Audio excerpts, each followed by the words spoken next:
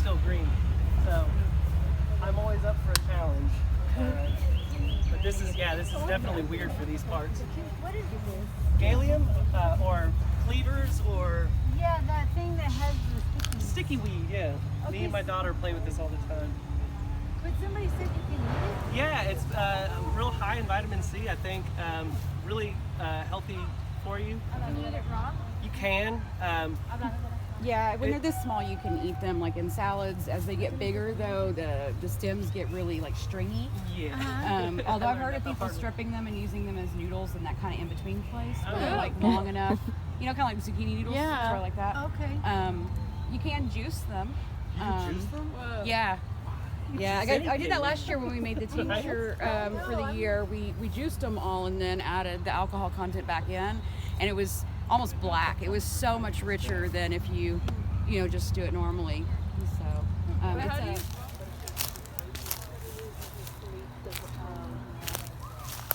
Where? This little spot right here. It looks like it was a hairy or even just another polypore maybe. See how the circle is? Yeah. So it leaves like that residue. Mm-hmm. Someone, yeah. Usually like.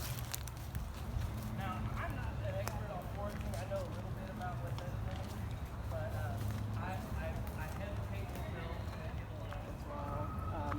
just to be keeping an eye out to not disturb people. Inside, but you can still eat them. But they're real sugary. I don't know if they're true berries or not. They might be drupes, but you know. Yeah, it's like What did you say they might be? drupes. Droops. Yeah, I can't give like a real technical definition, but it's like basically the seed encased in a fleshy coating. Like hackberries. Yeah, hackberries are they actually drupes? Okay, that's what I thought. Oh, nothing. All of it. So yeah, if you look up, you see all that Spanish moss. Apparently, that's in the same family as the pineapple. Really? Yeah, I know. Right. So. It's just because they're both epiphytes. They're Well- both getting moisture and nutrition. Right. Yeah. Really? Bromeliads. Yeah, that's Oh, that technically what makes these are. sense. Yeah. I know. Yeah. So yeah, isn't that funny how plants really throw you for a loop? I can't. It's actually medicinal as well. It has a lot of tannins in it, Drummond's so it's aster. astringent. What's that? Uh-huh. Texas aster. So you can see the spent flower heads here. Aster's got to be one of, if not the most, I guess, broad family. You know, it's got so many different. All of your sunflowers and daisies are in the Asteraceae family. So, I don't know. I'm willing to just off the cuff bet that it's like the most, at least in North America. Because I mean, all of the composites that you can think of are all in that family. And then even some that you wouldn't think of, like Baccharis. Are any of y'all familiar with Baccharis? It's a shrub that a lot of people demonize. Unfortunately, it's an early successional plant, so in range management, it's a problem, you know, because it'll just take over your pasture or whatever. But it doesn't look like an aster; it's a tree, you know. Spreading hedge parsley. Drummond's aster. It's sort of like a Is that what they said it was? That's what it says it might be. Yeah, those things. but when it's little, Yeah, sometimes they like are right on the but it money. has a root on a really hairy white. Sometimes I'm That like, was so romantic looking. oh, is that I wonder what's living Torillus? in the Yeah, tree. Ugh. yeah. It's all over the place. If you find that in your yard, pull it pull up. it up, What does it look like? I didn't. It looks like Carrots. parsley. Oh yeah. spreading hedge parsley, it's an invasive and its seeds just prolific. And I You don't. can eat it.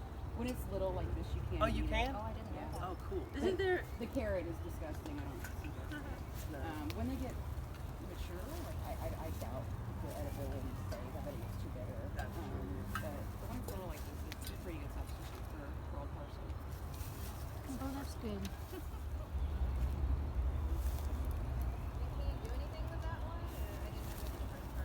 So it's more of a caretaker of the forest than it is a caretaker of us. It really helps the breakdown of wood. There has been some non-scientifically based rumors that it is fact check those myself. So I'm like,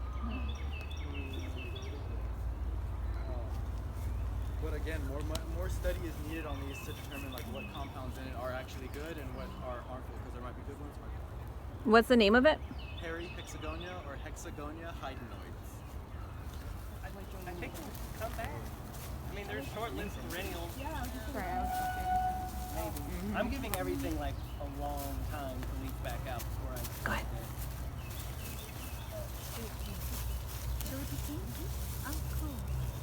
Fairly invasive and like, you know, wetter areas, dive rivers and creeks and stuff like that. I bought it. The birds really eat the heck out of the berries, but apparently the berries aren't nutritional for the birds that we have in North America. So there's some disagreement about like how harmful they are. Personally, I like to encourage plants that originated here.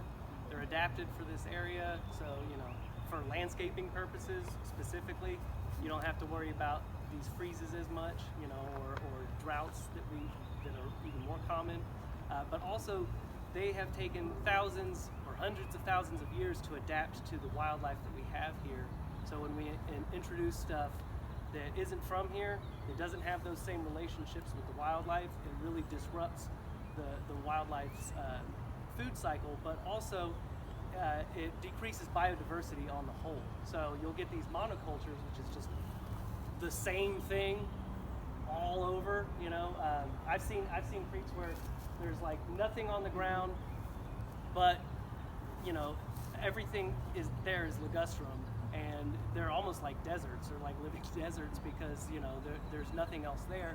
So really common. you know, yeah, ligustrum is a Does it good have? example of it. Is it just shading everything out, or does it have It does some have kind a of leopathic- phytochemical as well, like Yeah. like juglin or something? What I've heard is that it is an oleopath that Okay. will inhibit the growth of other things.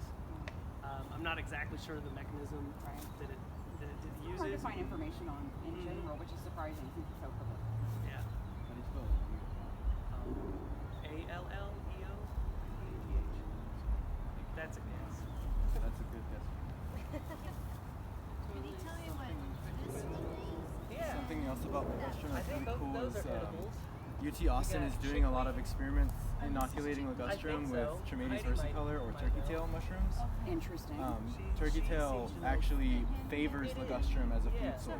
So if you inoculate it, it will yeah, you can eat them in it will raw take out chickweed, too. Really? that ligustrum. Wait, So wait. it- This is really. Yeah, so this is a way to create a regenerative, sustainable solution to creating medicine for us, because turkey tail is so bioavailable and like immuno boosting. It can be used in treatments for a lot of sorts of And it's stuff. kind of hard to find in Yeah. this bioregion, I think. Yeah. So, which is surprising because like my understanding is it grows on every hardwood, right? Pretty much. So then why don't we have it? You know? Right.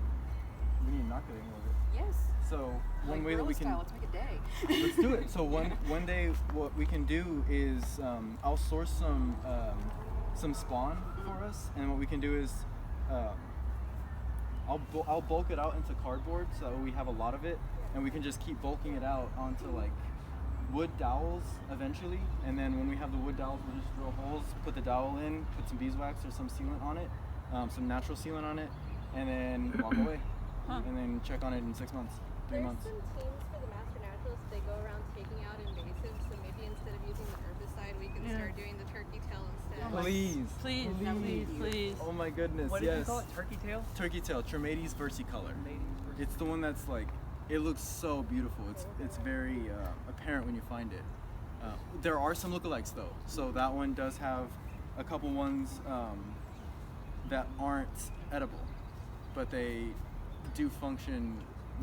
They do have a good function. This is that pinholes on the bottom, right? Correct. Pinholes, and it's like if you turn it, it's kind of like one of those holographic cards where you can Okay. kind of like see like each line of the The holes. iridescence. Yeah, the Yeah. iridescence. That's stuff. cool. Yeah. So what is this log then? That looks like a.